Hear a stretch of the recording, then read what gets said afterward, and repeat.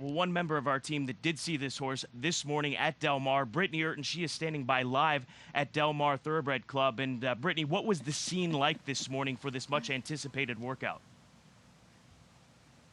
It was truly incredible. It was something that I had never seen before, but no surprise. They're coming out to see a Triple Crown champion, something most people have never seen in their lifetime, including myself. So there were several hundred people in the grandstand here at Del Mar Thoroughbred Club. Got up early to watch American Pharoah work right at 7:45. And right after the work, no surprises there, Bob Baffert absolutely surrounded by reporters. But I did get a moment to catch up with him. Let's hear what he thought about the work. I think he went really well. I think he was floating over the track, and so he was. It was really quiet out here, so he wasn't too aggressive. Left the pole nice and relaxed.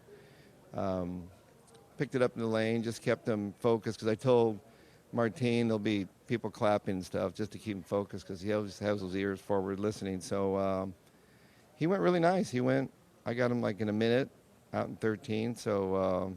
Like it was nothing for him. So it was very encouraging that he's still holding his form. And that is exactly what happened. As American Pharoah was coming down the stretch, everyone just clapped. It was fantastic. Again, something that you don't typically see, because we don't typically have a Triple Crown champion. Now, of course, I had to ask him, when is the decision going to be made about his next start? Here's what he had to say. I think the whole process is him showing me that he's really training well. I mean, I have to be on board. Martine, he works him. He lets me know. The gallop, all the exercise boys.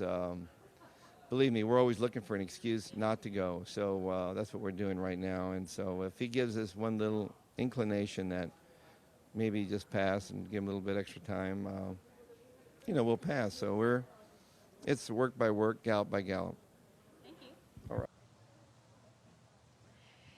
You know what I take out of that is maybe he doesn't exactly want to go to the Travers. He said, basically, we're trying everything we can not to go. You could tell Mr. Zayat very, very nervous during the work, but they're going to let the horse tell them what he wants to do, whether that be the Travers Pennsylvania Derby or some other race that maybe they haven't mentioned. I wanted to get an objective opinion after speaking with Bob Baffert. So we caught up with clocker Gary Young, who at one point in time said it was the best work he has ever seen. I believe that was prior to the Kentucky Derby. Let's hear what he thought about today's work. I couldn't knock this work today. I couldn't knock this work at all. We'll see what his next work is like. His final work before the Haskell would send chills down your spine. We'll see if he does that in his next work, which I assume will be 7 days from now. I don't think there's a horse out there that can compete with this horse when, if his batteries are all up to 100% and everything's fine with him. I don't think so. We'll let Baffert decide whether he wants to go there or not, but I think he can take on any horse anywhere. Well, what a statement there by clocker Gary Young. Obviously, we'll see what happens next week in his final work, potentially if he goes to the Travers. No decision made quite yet, but guys, we heard from Gary Young. We also heard from Bob Baffert. What do you guys take from those statements from both of those gentlemen about American Pharoah today? I think it's what we expected to hear. Let's face it, Bob Baffert is a work-to-work-out to gallop trainer. He's the best at calling audibles, Paulie, last second making changes. And it doesn't bother me that he's saying we're looking for a reason not to take him, because that's the case with every horse. If there's something wrong, then you don't go to these big races. And especially in a case like this, the end goal is the Classic at the end of the season. That's where they're going to end up with American Pharoah. And for him to say that, that's what it would be in any other situation. I think Bob had that same approach when he was leading up to the Haskell, and on Gary's comments, he's right. There's no horse in this 3-year-old division that can compete with American Pharoah. So if he's as good as he was going into the Haskell or any one of these other races, if he shows up behind us at Saratoga, it's game over.